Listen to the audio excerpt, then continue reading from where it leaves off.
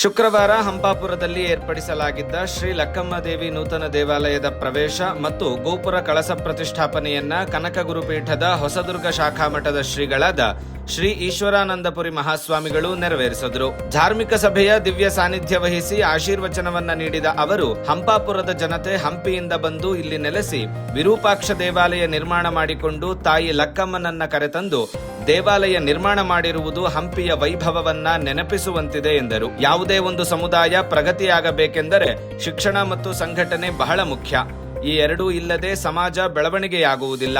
ಈ ನಿಟ್ಟಿನಲ್ಲಿ ಮಕ್ಕಳಿಗೆ ಉನ್ನತ ಶಿಕ್ಷಣ ಕೊಡಿಸಿ ಎಂದು ಕರೆ ನೀಡಿದರು. ಕೆಟ್ಟ ಮಗ ಇರಬಹುದು, ಕೆಟ್ಟ ತಾಯಿ ಇರುವುದಿಲ್ಲವೆಂದು ಶಂಕರಾಚಾರ್ಯರು ಹೇಳಿದ್ದರು. ಕುರುಬರ ಹಟ್ಟಿಯಲ್ಲಿ ಇದ್ದ ಲಕ್ಷ್ಮೀದೇವಿ ಇಂದು ಜನರ ಬಾಯಿಂದ ಬಾಯಿಗೆ ಲಕ್ಕಮ್ಮ ಆಗಿ ಬದಲಾಗಿದ್ದಾಳೆ ಎಂದರು. ಹಂಪಾಪುರ ಗ್ರಾಮದಲ್ಲಿ ನೂತನವಾಗಿ ನಿರ್ಮಾಣಗೊಂಡಿರುವಂತಹ ಲಕ್ಕಮ್ಮ ದೇವಿ ದೇವಾಲಯದ ಪ್ರಾರಂಭೋತ್ಸವ, ಕಳಸಾರೋಹಣ, ಈ ಎಲ್ಲ ಧಾರ್ಮಿಕ ಕಾರ್ಯಕ್ರಮದ ಈ ಸುಂದರ ಸಭೆಯನ್ನು ಉದ್ಘಾಟಿಸಿ ತಮ್ಮೆಲ್ಲರನ್ನು ಉದ್ದೇಶಿಸಿ ಮಾತನಾಡಿದಂಥ ನಮ್ಮ ಸಮಾಜದ ಹಿರಿಯ ಮುಖಂಡರು, ಮಾಜಿ ಸಚಿವರು ಆಗಿರುವಂಥ ಎಚ್ ಎಂ ರೇವಣ್ಣ ಅವರೇ, ವೇದಿಕೆ ಮೇಲೆ ಕುಳಿತಿರುವಂಥ ಎಲ್ಲ ಆಹ್ವಾನಿತ ಗಣ್ಯರೇ, ಭಾಗವಹಿಸಿರುವಂಥ ಸಮಸ್ತ ಬಂಧುಗಳೇ, ಗ್ರಾಮಸ್ಥರೇ, ಹಂಪಾಪುರ ಗ್ರಾಮಕ್ಕೊಂದು ವಿಶೇಷತೆ ಇದೆ.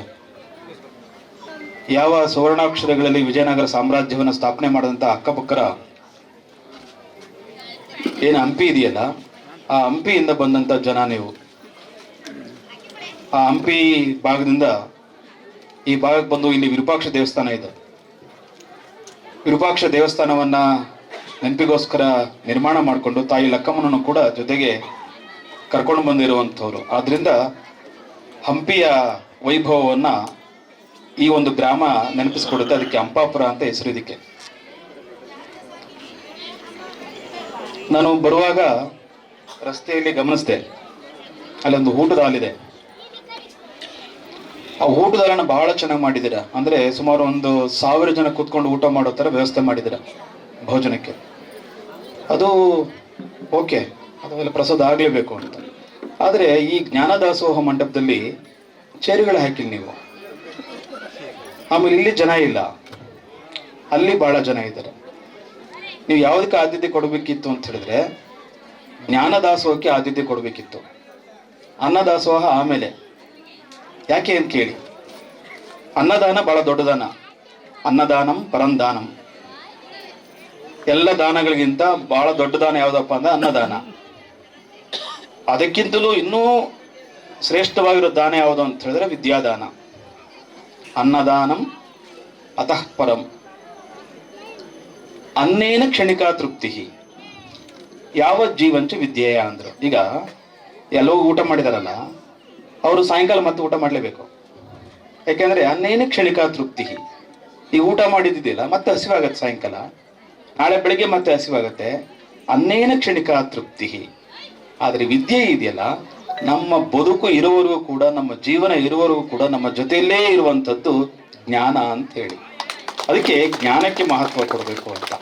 ನೀವು ತಳಬಳ ಹುಣ್ಣಿಮೆ ನೋಡ್ತೀರಾ, ತಳಬಳ ಹುಣ್ಣಿಮೆ ಕಾರ್ಯಕ್ರಮ ಐತೆ, ಅಲ್ಲಿ ಅವ್ರು ಊಟ ಕೊಡಲ್ಲ ಸ್ವಾಮಿಗಳು. ಯಾರು ಹೋಗಿದ್ದೀರಾ?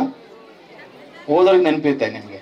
ಈ ಊರಿಂದ ಯಾರಾದ್ರೂ ತಳಬಾಳು ಹುಣ್ಣಿಮೆಗೆ ಹೋಗಿದ್ರೆ ನೆನಪಿದೆ, ಅವ್ರು ಊಟ ಕೊಡಲ್ಲ. ನಮ್ಮ ಮಠದಲ್ಲಿ ನಾವು ಊಟ ಕೊಟ್ಟು ಕಾರ್ಯಕ್ರಮ ಮಾಡಿ ಬಯಸ್ಕೋಬೇಕು ನಾವು. ಯಾರಿಗೂ ಊಟ ಸಿಕ್ಕಿಲ್ಲ ಅಂದ್ರೆ ಬೈದೇ ಹೋಗೋದು ಮನೆಗೆ. ಆದ್ರೆ ಅಲ್ಲಿ ಅವರ ತಳಬಾಳು ಹುಣ್ಣಿಮೆ ಕಾರ್ಯಕ್ರಮದಲ್ಲಿ ನಮ್ಮ ಸಾಧುವೀರ ಶಿವ ಸಮಾಜದವರು ಊಟ ಕೊಡಲ್ಲ, ಜ್ಞಾನ ಕೊಡ್ತಾರೆ. ಇಲ್ಲಿವರೆಗೂ ಕೂಡ ಅವರು ಯಾವುದನ್ನು ಆ ಮಠದ ಬಗ್ಗೆ ಮಾತನಾಡಿಲ್ಲ. ಅಂದ್ರೆ ನಾವು ಯಾವುದಕ್ಕೆ ಆದ್ಯತೆ ಕೊಡಬೇಕಾಗಿತ್ತು ಅಂತ ಹೇಳಿದ್ರೆ ಜ್ಞಾನಕ್ಕೆ ಆದ್ಯತೆ ಕೊಡಬೇಕಾಗಿತ್ತು ಅಂತ ಹೇಳಿ. ಇಲ್ಲಿ ಮೇಲೆ ಕುಳಿತಿರುವಂತ ಗಣ್ಯರು, ಸ್ವಾಮಿಗಳು, ಸಾಹಿತಿಗಳು, ಅವ್ರು ಏನ್ ಮಾತನಾಡ್ತಾರೆ, ನಮ್ಮ ಇತಿಹಾಸ ಏನು, ನಮ್ಮ ಸಂಸ್ಕೃತಿ ಏನು, ನಮ್ಮ ಪರಂಪರೆ ಎಂತಹದ್ದು, ಇವೆಲ್ಲವನ್ನು ಕೂಡ ನಾವು ಆಗಿಂದಾಗೆ ಅವಲೋಕನ ಮಾಡ್ತಾ ಹೋದಾಗ ಮಾತ್ರ ನಾವು ನಮ್ಮ ಸಂಸ್ಕೃತಿಯ ಬಗ್ಗೆ ತಿಳ್ಕೊಳ್ತೀವಿ. ನಾವು ಮುಂದಕ್ಕೆ ಹೋಗ್ಲಿಕ್ಕೆ ಅವಕಾಶ ಆಗುತ್ತೆ ಹಾಗೆ ಅಂತೇಳಿ. ಅಂತ ಒಂದು ಪ್ರಯತ್ನ ಆಗ್ಲಿ ಅನ್ನುವಂಥದ್ದನ್ನ ನಾನು ಹೇಳಲಿಕ್ಕೆ ಅಷ್ಟೇ ಬಯಸ್ತೀನಿ. ರೇವಣ್ಣವರು ಬಹಳ ವಿಶೇಷವಾಗಿ ಮಾತನಾಡಿದ್ದಾರೆ. ಈ ದೇವಾಲಯದ ನಿರ್ಮಾಣ ಬಹಳ ಮುಖ್ಯ, ಅದ್ರ ಜೊತೆಗೆ ಪೂಜಾ ವಿಧಿವಿಧಾನಗಳು ಬಹಳ ಮುಖ್ಯ ಅನ್ನುವಂಥ ಮಾತನ್ನು ಹೇಳಿದ್ದಾರೆ. ಅದರಿಂದ ಇಲ್ಲಿ ದೇವಾಲಯ ನಿರ್ಮಾಣ ಏನೋ ಆಗಿದೆ, ತುಂಬಾ ಚೆನ್ನಾಗಿ ನಿರ್ಮಾಣ ಮಾಡಿದ್ದೀರಾ. ಇಷ್ಟು ದೊಡ್ಡ ದೇವಸ್ಥಾನ ಸುಮಾರು ಒಂದು 2 ಎಕರೆಯಲ್ಲಿ ಕಟ್ಟಬೇಕಿತ್ತಾನೆ ನೀವು. ಅದು ಲಕ್ಕಮ್ಮ ಊರೊಳಗಡೆ ಇದ್ದಾಳೆ. ಆ ದೇವರು ಊರಿಂದ ಹೊರಗೆ ಹೋಗಲ್ಲ, ನೀವೂ ಊರಿಂದ ಹೊರಗೆ ಹೋಗಕ್ಕೆ ಇಷ್ಟಪಡಲ್ಲ. ಸೊ ಅದರಿಂದ ಭಾಳ ಇಕ್ಕಟ್ಟಿನ ಜಾಗದಲ್ಲೂ ಕೂಡ ಭಾಳ ಸುಂದರವಾಗಿ ದೇವಾಲಯ ನಿರ್ಮಾಣ ಆಗಿದೆ. ಆ ತಾಯಿ ಇವತ್ತು ಒಳಗಡೆ ಪ್ರತಿಷ್ಠಾಪನೆಗೊಂಡಿದ್ದಾಳೆ. ಒಂದು ಮಾತಿದೆ, ಕೆಟ್ಟ ಮಗ ಹುಟ್ಟಿದ್ರು ಹುಟ್ಟುತ್ತಾನಂತೆ, ಕೆಟ್ಟ ತಾಯಿ ಹುಟ್ಟಲ್ಲ ಅಂಥೇಳಿ ಶಂಕರಾಚಾರ್ಯರು ಒಂದು ಮಾತನ್ನು ಹೇಳಿದ್ದಾರೆ. ಯಾಕೆಂದ್ರೆ ಮಗ ಬೇರೆಯವರ ಸಹವಾಸದಲ್ಲಿ ಮಗ ಕೆಟ್ಟವನಾಗ್ಬೋದು, ಆದರೆ ತಾಯಿ ಕೆಟ್ಟವಳಾಗೋದಿಲ್ಲ. ನಮ್ಮೆಲ್ಲರನ್ನೂ ಜೋಪಾನ ಮಾಡುವಂಥ, ನಮ್ಮೆಲ್ಲರನ್ನೂ ರಕ್ಷಣೆ ಮಾಡುವಂಥ ಹೊಣೆಗಾರಿಕೆ ಆ ತಾಯಿಯ ಮೇಲೆ ಇದೆ. ಹಾಗೆ ಅಂತೇಳಿ ಅಂತ ಲಕ್ಕಮ್ಮ, ಅದು ಲಕ್ಷ್ಮಮ್ಮ ಅಂತ, ಅದು ಅಪಭ್ರಂಶವಾಗಿ ಲಕ್ಕಮ್ಮ ಆಗ್ಬಿಟ್ಟಿದೆ.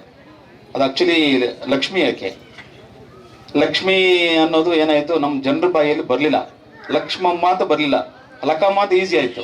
ಅದಕ್ಕೆ ಲಕ್ಕವ ಲಕ್ಕವ ಅಂತ, ಅಟ್ಟಿ ಲಕ್ಕವ ಅಂತ ಹೆಸರಿಕೆಗೆ. ಅಂದ್ರೆ ಕುರುಬರಟ್ಟಿಯಲ್ಲಿ ಲಕ್ಷ್ಮಿ ಇದ್ದಿದ್ರಿಂದ ಅಟ್ಟಿ ಲಕ್ಕವ ಅಂತ ಹೇಳಿದ್ರು ಅಂತ ಹೇಳಿದ್ರು. ಅದರಿಂದ ಎಲ್ಲರಿಗೂ ಲಕ್ಷ್ಮಿ ಬೇಕು. ಹಂಪಾಪುರದಲ್ಲಿಗೂ ಸ್ವಲ್ಪ ಎಲ್ಲ, ನೀವೆಲ್ಲ ವಿಜಯನಗರ ಕಾಲದಲ್ಲಿ ಇದ್ದಂತ ನೀವೆಲ್ಲ ಶ್ರೀಮಂತರೇ. ಸ್ವಲ್ಪ ಹಂಪಾಪುರದಲ್ಲಿ ತಾಯಿ ಲಕ್ಷ್ಮಿ ನೆಲೆಗೊಂಡಿರುವಂತಹ ಒಂದು ಸನ್ನಿವೇಶ. ಕಾರ್ಯಕ್ರಮವನ್ನು ಉದ್ಘಾಟಿಸಿ ಮಾತನಾಡಿದ ಮಾಜಿ ಸಚಿವ ಹಾಗೂ ಗ್ಯಾರಂಟಿ ಪ್ರಾಧಿಕಾರದ ರಾಜ್ಯಾಧ್ಯಕ್ಷ ಎಚ್.ಎಂ. ರೇವಣ್ಣ, ಕುರುಬ ಸಮಾಜವನ್ನ ಹಿಂದೆ ಬಹಳ ನಿಕೃಷ್ಟವಾಗಿ ಕಾಣುತ್ತಿದ್ದ ಕಾಲಕ್ಕೆ ಹೋಲಿಕೆ ಮಾಡಿದ್ರೆ ಇಂದು ಶಿಕ್ಷಣವಂತರಾಗಿ ಸಮಾಜವನ್ನ ಒಳ್ಳೆ ದಿಕ್ಕಿನಲ್ಲಿ ಸಾಗಿಸುತ್ತಿರುವುದನ್ನ ಶ್ಲಾಘಿಸಿದ್ರು. ಭಾರತದ ಮೂಲ ಪುರುಷರಲ್ಲಿ ಕುರುಬ ಸಮಾಜ ಮೊದಲನೇ ಸ್ಥಾನದಲ್ಲಿದ್ದು, ದೇಶದಲ್ಲಿ ಒಟ್ಟಾರೆ 12 ಕೋಟಿ ವಿವಿಧ ಒಳಪಂಗಡಗಳ ಕುರುಬರು ಇದ್ದಾರೆ ಎಂದು ಹೇಳಿದ್ರು.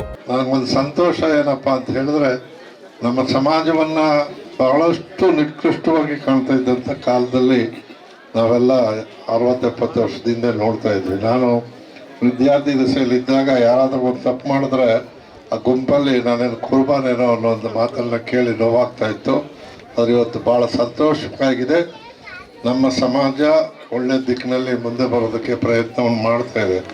ಈ ಭಾರತದ ಮೂಲ ಪುರುಷರಲ್ಲಿ ನಾವು ಮೊದಲನೇವರು ಅಂತ ಹೇಳೋದಕ್ಕೆ ಹೆಮ್ಮೆ ಆಗ್ತದೆ. ಇದಕ್ಕೆ ಉದಾಹರಣೆ, ಭಾರತ ದೇಶದಲ್ಲಿ ವಿವಿಧ ರಾಜ್ಯಗಳಲ್ಲಿ ವಿವಿಧ ಹೆಸರಿನಲ್ಲಿ ಕರೆಯಲ್ಪಡುವ 12 ಕೋಟಿ ಕುರುಬರಿದ್ದಾರೆ ಈ ಭಾರತದಲ್ಲಿ ಅಂತ ಹೇಳೋದಕ್ಕೆ ಸಂತೋಷವಾಗುತ್ತೆ, ಹೆಮ್ಮೆ ಆಗುತ್ತೆ.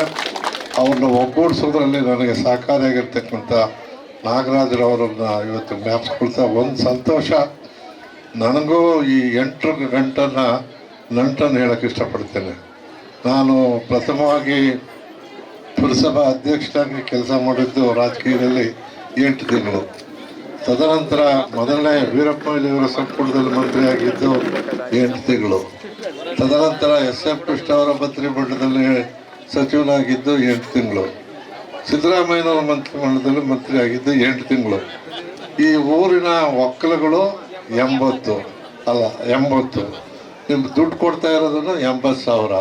ಇದನ್ನ ನೋಡಿದಾಗ ನನಗೂ ಹಂಪಾಪುರಕ್ಕೂ ನಟ್ಟಿದೆ ಅಂತ ನಾನು ಭಾವಿಸ್ತಾ ಸಂತೋಷದಿಂದ ಈ ದೇವಾಲಯವನ್ನು ಉದ್ಘಾಟನೆಯನ್ನು ನನ್ನ ಕೈಯಲ್ಲಿ ಮಾಡಿಸಿದ್ದೀರಿ. ಭಾಳ ಸಂತೋಷ. ದೇವಸ್ಥಾನ ಉದ್ಘಾಟನೆ ಆದಕ್ಕೆ ಸಾಲದು, ಇದರ ನಿತ್ಯ ಪೂಜೆಗೆ ಒಂದು ಸಿಸ್ಟಮ್ ಮಾಡ್ಕೊಳ್ಳಿ. ಒಂದೊಂದು ಬೀದಿಯವರು ಅಥವಾ ಒಂದೊಂದು ಒಕ್ಕಲು. ನನ್ನ ಹುಟ್ಟಿದಿನೂ 8 ಕರೆಕ್ಟು, ಇನ್ನೂ 2 ಎಂಟಿದೆ. ನನ್ನ ಮಗ ಇವತ್ತೇ ಸಿನಿಮಾ ನಟ ಇದ್ದಾನೆ, ಅವನು ಹುಟ್ಟಿದ ತಾರೀಕು 8. ನನ್ನ ಮೊಮ್ಮಗ ಹುಟ್ಟಿರೋದು 6. ಎಲ್ಲ ಇರೋ ಗಣ್ಯರಿಗೆ ವೇದಿಕೆ ಮೇಲೆ ಮುಂಭಾಗದಲ್ಲಿ ಎಲ್ರಿಗೂ ನನ್ನ ನಮಸ್ಕಾರಗಳು. ನಾನು ಯಾವಾಗ್ಲೂ ವೇದಿಕೆ ಮೇಲೆ ಬರಲ್ಲ, ಮಾತಾಡಲ್ಲ, ಆದ್ರೂ ಅಕ್ಕ ಹೇಳಿದ್ರು ಅಂತ ಮಾತಾಡ್ತಾ ಇದ್ದೀನಿ. ನಿಜವಾಗ್ಲೂ ದೇವಸ್ಥಾನ ತುಂಬಾ ಚೆನ್ನಾಗಿ ಬಂದಿದೆ. ಎಲ್ಲ ಹೆಣ್ಮಕ್ಳು ಸೇರ್ಕೊಂಡು ನೀವು ಸಾರ ಹಾಕಿದ್ದು ಅದು ವಿಶೇಷ ಅನ್ನಿಸ್ತು. ನನಗೆ ಎಲ್ಲೂ ಕೇಳಿರ್ಲಿಲ್ಲ ಈ ತರ ಎಲ್ಲ. ನಾವು ಹೆಣ್ಮಕ್ಳು ನಮಗ್ ಮಾತ್ರ ನೋಡ್ಕೊತೀವಿ, ಆದ್ರೆ ಊರಿನವರೆಲ್ಲ ಸೇರ್ಕೊಂಡು ದೇವತೆಗೆ ಹಾಕಿದ್ರಲ್ಲ, ಅದು ವಿಶೇಷ ಅನ್ನಿಸ್ತು. ಮತ್ತು ಇನ್ನು ಎಲ್ರಿಗೂ ನಾನು ಈ ಲಕ್ಕಮ್ಮ ದೇವಿ ಒಳ್ಳೆ ಆಶೀರ್ವಾದ ಮಾಡ್ಲಿ, ಎಲ್ಲರಿಗೂ ಆಯುಸು ಸುಖ ಶಾಂತಿ ನೆಮ್ಮದಿ ಕೊಡ್ಲಿ ಅಂತ ಕೇಳ್ಕೊಂತ, ಹಾಗೆ ಎಲ್ಲರಿಗೂ ಒಳ್ಳೇದ್ ಮಾಡ್ಲಿ ಅಂತ ಕೇಳ್ಕೊತೀರಿ. ನಮಸ್ಕಾರಗಳು. 5 ಗ್ಯಾರಂಟಿಗಳು ಇವತ್ತು ಈ ರಾಜ್ಯದಲ್ಲಿ ನಾವು ಇಲ್ಲಿವರೆಗೂ ಖರ್ಚು ಮಾಡಿರ್ತಕ್ಕಂಥದ್ದು 1,18,670,670 ಕೋಟಿ ರೂಪಾಯಿಗಳನ್ನು ನೇರವಾಗಿ ಬಲೆಗೆ DBT ಮೂಲಕ ಕೊಟ್ಟಿದ್ದೇವೆ. ಇಡೀ ಭಾರತದಲ್ಲಿ ಯಾವುದೇ ರಾಜ್ಯದಲ್ಲೂ ಇಷ್ಟು ಹಣ ನೇರವಾಗಿ ಸೇರಿಲ್ಲ. 5 ಗ್ಯಾರಂಟಿಗಳು ಹೇಗೆ ಉಪಯೋಗ ಆಗಿವೆ ಅಂತ ಹೇಳಿದ್ರೆ, ಒಬ್ಬ ತರಕಾರಿ ಮಾರ್ತಕ್ಕಂಥ ಸಣ್ಣ ವ್ಯಾಪಾರಿ ಮನೆಯಲ್ಲಿ ಬೆಳಗ್ಗೆ ಹೊರಟು ಬಸ್ಸಲ್ಲಿ ಹೋಗಿ ಮಾರ್ಕೆಟ್ಗೆ ಹೋಗಿ 2,000 ಆ ಹಣದಲ್ಲಿ ತರಕಾರಿ ತಂದು ಅದನ್ನು ಮಾರಿ ಮಧ್ಯಾಹ್ನ ಅನ್ನಭಾಗ್ಯದಲ್ಲಿ ಊಟ ಮಾಡಿ ಸಂಜೆ ಭಾಗ್ಯ ಜ್ಯೋತಿಯಲ್ಲಿ ಮಕ್ಕಳನ್ನು ಓದಿಸೋವರೆಗೂ ಒಂದು ದಿವಸಕ್ಕೆ ಹಾಸು ಹೊಕ್ಕಾಗಿರ್ತಕ್ಕಂಥದ್ದು ಈ 5 ಗ್ಯಾರಂಟಿಗಳ ಕಾರ್ಯಕ್ರಮ. ಇದನ್ನು ನೋಡಿದಾಗ ಇನ್ನು 5ನೇ ಗ್ಯಾರಂಟಿ ಯುವ ನಿಧಿ ಬಗ್ಗೆ ನಾನು ಹೆಚ್ಚಿಗೆ ಹೇಳಕ್ಕೆ ಹೋಗಲ್ಲ. ಯಾಕೆಂದರೆ ಭಾರತ ಸರ್ಕಾರದ ಪ್ರಧಾನಿಗಳು 2 ಕೋಟಿ ಉದ್ಯೋಗ ಕೊಡ್ತೀವಿ ಅಂತ ಹೇಳಿದ್ರು. 2 ಕೋಟಿ ಉದ್ಯೋಗ ಕೊಡಲಿಲ್ಲ. ಅದರ ಉದ್ಯೋಗ ಭತ್ಯವನ್ನು ಕೊಟ್ಟಿದ್ದು ಇಡೀ ಭಾರತದಲ್ಲಿ ಅದು ಕರ್ನಾಟಕ, ಅದು ಸಿದ್ದರಾಮಯ್ಯನವರ ಸರ್ಕಾರ ಅಂತ ಹೆಮ್ಮೆಯಿಂದ ಹೇಳ್ತಾ, ಇವತ್ತು ನಾನು ಆ ರಾಜಕೀಯ ಪ್ರಸ್ತಾವನೆಯನ್ನು ಹೆಚ್ಚು ಮಾಡದೆ ಹೇಳಿದ್ರಿಂದ ನನ್ನ ಕರ್ತವ್ಯ ಹೇಳಬೇಕಾಗಿ ಬಂತು. ಒಂದು, ಇಡೀ ಭಾರತದಲ್ಲಿ ಅಥವಾ ಪ್ರಪಂಚದಲ್ಲಿ ಅತಿ ಹೆಚ್ಚು ಮಹಿಳೆಯರು ಪ್ರವಾಸ ಮಾಡಿರ್ತಕ್ಕಂಥದ್ದು ಅಂದರೆ 600 ಕೋಟಿಗೂ ಹೆಚ್ಚು ಜನ ಮಹಿಳೆಯರು ಇವತ್ತು ಬಸ್ಸಲ್ಲಿ ಪ್ರಯಾಣ ಮಾಡಿ ಆ ರೆಕಾರ್ಡ್, ಗೋಲ್ಡನ್ ಬುಕ್ಸ್ ಆಫ್ ರೆಕಾರ್ಡಲ್ಲಿ ಇವತ್ತು ಅದು ನಮೂದಾಗಿದೆ ಅಂತ ಹೇಳೋದಕ್ಕೆ ಹೆಮ್ಮೆ ಆಗ್ತದೆ. ಅದೇ ರೀತಿ ಇದನ್ನು ಬಿಟ್ಟಿ ಭಾಗ್ಯ ಅಂತ ಹೇಳ್ತಾರೆ, ಆದರೆ ಇದು ಬಿಟ್ಟಿ ಭಾಗ್ಯ ಅಲ್ಲ, ಮಹಿಳೆಯರ ಸಬಲೀಕರಣಕ್ಕೆ ಕೊಟ್ಟಿರ್ತಕ್ಕಂಥದ್ದು ಅನ್ನೋದನ್ನು ಜ್ಞಾಪಿಸ್ತಾ, ಇವತ್ತು ಮಹಿಳೆಯರ ಕೈಗೆ ಹಣ ಕೊಟ್ಟರೆ ಅದು ರೊಟೇಷನ್ ಆಗೋದ್ರಿಂದ ಮತ್ತೆ ಟ್ಯಾಕ್ಸ್ ರೀತಿಯಲ್ಲಿ ಸರ್ಕಾರಕ್ಕೂ ಬಂದು ಇವತ್ತು ಇಡೀ ಭಾರತದಲ್ಲಿ ತಲೆ ಆದಾಯದಲ್ಲಿ ಭಾರತ ಪ್ರಥಮ ಇದೆ. ಮತ್ತು GSTನಲ್ಲಿ ಅತಿ ಹೆಚ್ಚು GST ಕೊಡುವ ರಾಜ್ಯ ಅಂದರೆ ಅದು ಕರ್ನಾಟಕ ಆಗಿರ್ತಕ್ಕಂಥದ್ದು. ಅಭಿವೃದ್ಧಿಗೂ ಕೂಡ ಅವಕಾಶ ಆಗಿದೆ ಅಂತಕ್ಕಂಥದ್ದನ್ನ ಹೇಳಿ ಕಾರ್ಯಕ್ರಮದಲ್ಲಿ ವಿಧಾನ ಪರಿಷತ್ ಸದಸ್ಯ CT ರವಿ, ಮಾಜಿ ವಿಧಾನ ಪರಿಷತ್ ಸದಸ್ಯೆ ಗಾಯತ್ರಿ ಶಾಂತೇಗೌಡ, ಮಂಗಳಾ ತಮ್ಮಯ್ಯ, ಲಕ್ಕಮ್ಮದೇವಿ ಕಾರ್ಯಕಾರಿ ಸೇವಾ ಸಮಿತಿ ಅಧ್ಯಕ್ಷ HP ಮಂಜೇಗೌಡ, ರಾಜ್ಯ ಪರಿಸರ ಮೌಲ್ಯಮಾಪನ ಪ್ರಾಧಿಕಾರದ ಅಧ್ಯಕ್ಷ AN ಮಹೇಶ್, HS ದೇವರಾಜ್, ತಿಮ್ಮೇಗೌಡ ಸೇರಿದಂತೆ ಅನೇಕರು ಉಪಸ್ಥಿತರಿದ್ದರು. ಐಸಿರಿ ಟುಡೇ, ವಾಯ್ಸ್ ಆಫ್ ಡೆಮೋಕ್ರಸಿ.